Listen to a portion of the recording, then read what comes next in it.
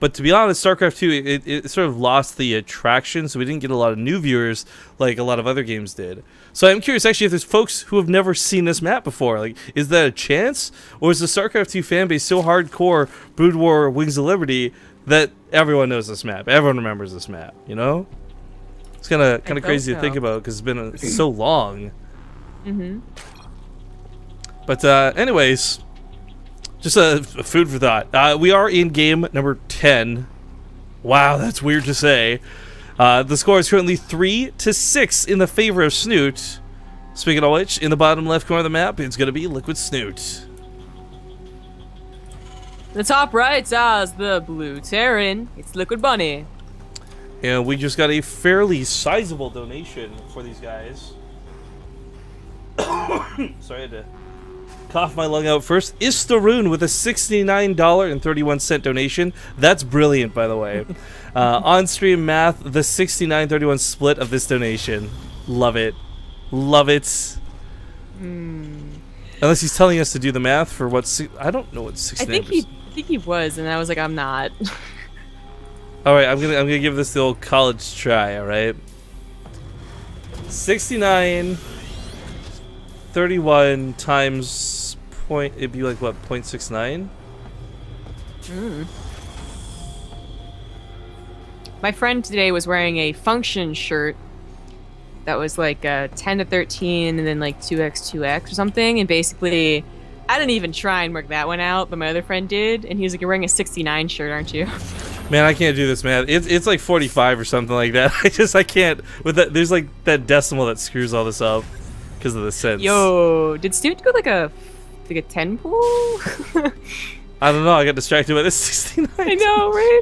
I do want to note that also Red Bull had this in their map. So if some of you are like, why does this look familiar even though I wasn't around during Wings of Liberty? It's because this was a map in like Red Bull New York like 2 years ago. Oh, you know what? I also totally forgot it was in the Dream Pool. 100% forgot. Yeah. Because everyone has blocked that from their memories, that horrible period of StarCraft 2 history. Dude, the next couple of maps are just gonna be like throwback hell, man. Oh, God. Well, what do we have coming up next? Heavy does it Rain. have flying space shark? It has a space shark. It should. Yeah, here in the middle. Yeah. You got to poke him to make him move though. Because then players have to actually look at it. But okay, so this map. Yeah, we're kind of going for an old school pool. Heavy Rain, Neoplanet S, Frost, Ohana, Polar Knights. Well, Ganymede kind of ruins the mix, but the Whirlwind, Tal'Darim, man, there's gonna be a string of nostalgia for like, the next like 7 games, that's for sure. I fucking love Space Shark. Well, that puts the prize pool at above $400, by the way. Okay. In fact, 457 to be precise. So this was an early pull into a quick speed. This is like, oh god, I remember this is one of the maps where you would have debates on whether it was good to put the bunker in the little nook like that or out in front. Oh god, back in the day. But this is also one you could have triple Raxwald off too. Oh yeah, oh Bunny, if you only remembered. But this is this is the exact thing that a bunker like this would be good against. A Ling Rush. Oh, that was so sick. I think he was struggling to put that in the bunker and realized he'd go to the high ground last second. That was pretty sick play out of Bunny. Yeah, very nice. So Snute's early pull really doesn't get him a lot. It delays the command center a little bit. I think you're looking for a cancel on the command center, not just a delay.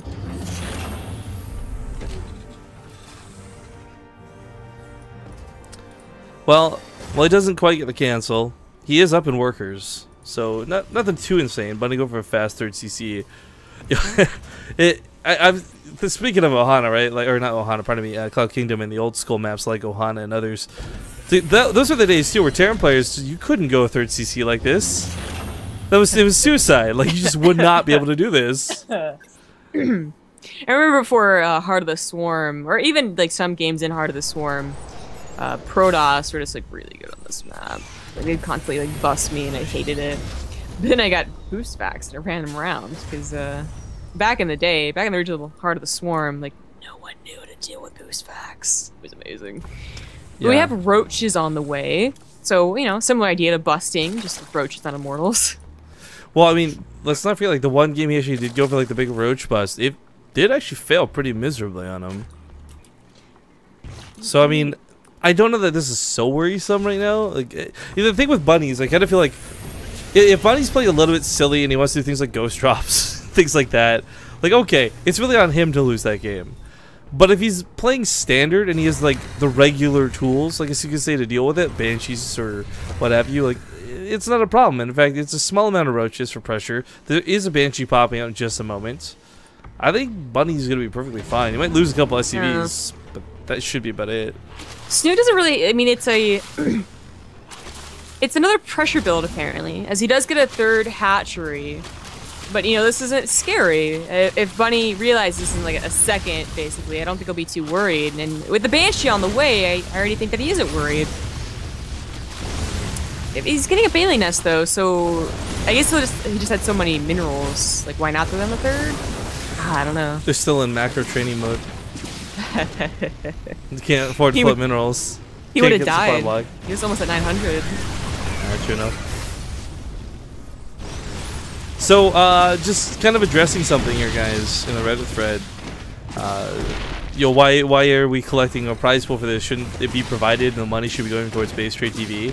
As much as I'd love to be like, yeah, give us all your dollars, the thing is, like, everything we've done esports related has been so much just us trying to put money to the players. So I don't mind not taking donations for this. Like, if we can get a really big prize pool for Snute and Bunny, that would make me happy. The roaches are finally cleaned up. Not that they were that big of a threat. Bunny's scout to the third is in fact down, and while it doesn't have any drones, so we'll just have to keep an eye on that to determine if it's going to be a follow-up all-in. But Snoot's, you know, the Lings didn't get what he wanted, the roaches didn't get what he wanted. I don't think this game is going to get what he wanted, which is a win. Just, you know, at 31 drones right now is a pretty terrible number.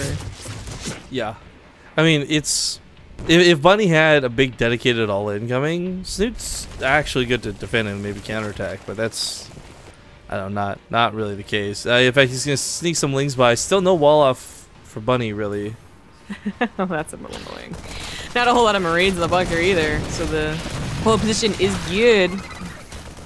But the Hellions just killed a couple of drones. Yeah, 8 got fried alive, the third by the looks of it. Gonna drop, or not drop, that's the Banshee. Wow, this positioning for that Banshee. That's actually pretty gross. So it picks off the Queen. Command Center is forced to be lifted. Oh my god. Wow, this got out of hand. This got so out of hand. That one Marine in the bunker DPS just so not good. If he had gotten the Command Center, that could have been him back in the game super hardcore. Like, that should have never happened. Well, Banshee's looking to push a little bit here. Snipes off the Spore Crawler, or Spine Crawler. He'll probably kill the Spore Crawler before it burrows, too. Banshee DPS is going to crazy like that. Transfuse is going to come into the mix. Holly's running by once again, looking for some drones towards that third. And Sally will not quite get them. Not... Almost. The Lings just barely do enough damage to the already weakened Hellions. There are still 2 left, and if the drones stack up, they do get a couple of shots where the next one dies. Well, not that much damage, though. Banshee's going to be driven back, but he can repair these pretty easily. Yo, Bunny, I thought this was going to go so much worse for Snute, really. Perhaps Bunny just trying a little too hard to go for killing blows rather than capitalizing on leads. I mean, his upgrades are late. He's going to have 0-0 while Snoot's on 1-1. He still doesn't have a proper wall off in any form. These Ling run bys have been doing way too much damage to him. Yeah, now he can't secure the third of a lot of Hellions. His production is starting, though. Like, the barracks are finished, so maybe you'll be able to get it now. But it's always risky once you use those Hellions. You just got to be very mindful that they could bust your third. Now, luckily for Bunny, Snute didn't have a lair yet, because that overload was in position to stall it out even further, and that just would have been really bad. But all those points are so important. You know, like, Snute was not a good drone economy at all. But Bunny really did not capitalize on the lead. He did try and, I think, force the issue too much, like 3 Banshees and more Hellions. Yeah. She doesn't have a lot of energy on her, so full connection don't last too long. One does go to the main. Whole position here outside the... Move a bit. There you go. Outside the Spore Crawler. What is this? Sage Hammer says, you guys should be paid for your time commitment, though, because damn, y'all are crazy. So, the way Zombie Group and I tend to make money on base trade TV is through ad revenue. If you guys really want to help us out, just turn off ad block and watch some of the ads while we're casting. It goes a long way, guys. You have no idea. It's also what lets us say, hey, we can afford to not take donations and help people like Snute and Bunny get a prize pool for their event, you know? Yep. So, again, win-win for everybody. But, okay, Banshee's really not getting a lot for their worth, and unfortunate for Bunny because he really needs to cause that damage.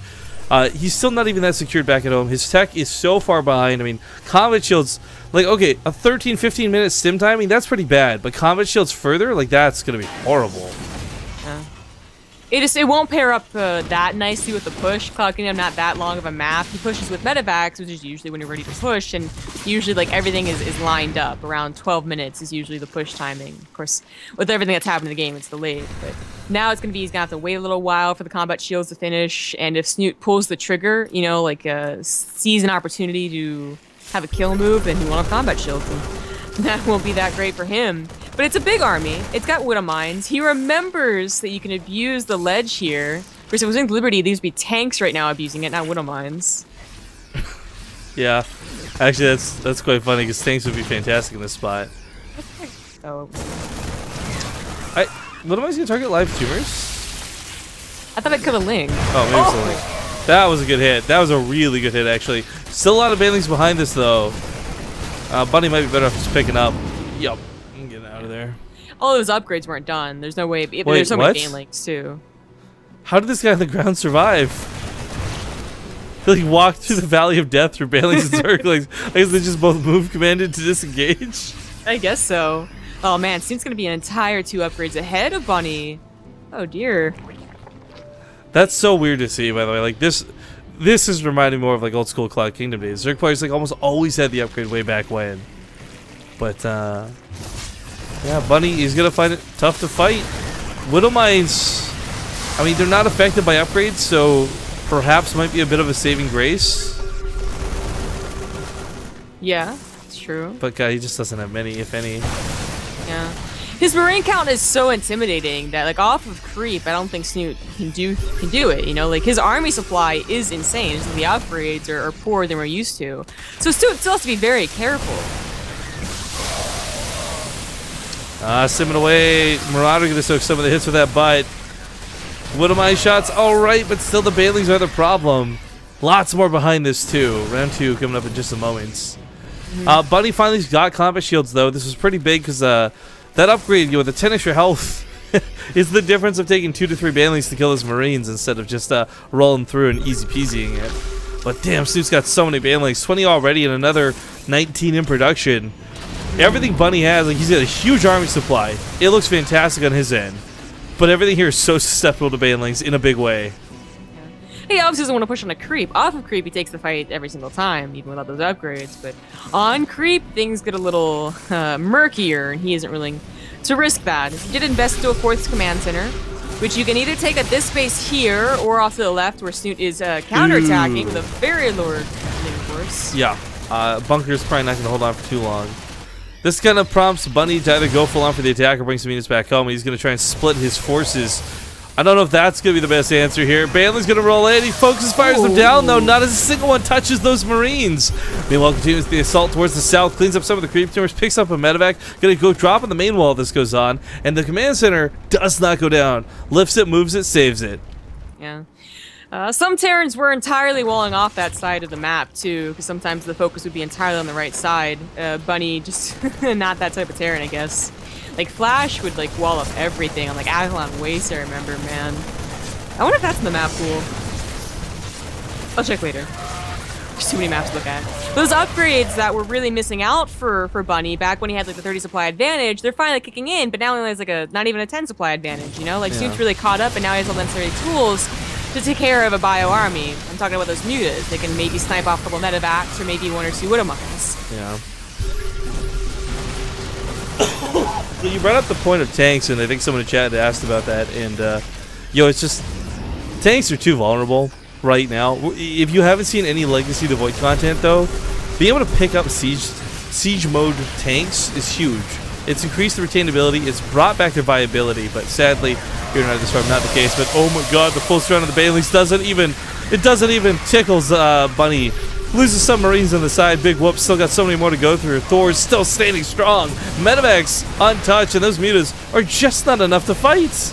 Yeah, I think despite the nicer round, the units were already pretty much pre-split, so I did perfectly fine against it. And Bunny, despite losing out on those upgrades, is going to win. GG. Starts coming back in the series. What's the score? 4-6 in the favor of Snute. Okay.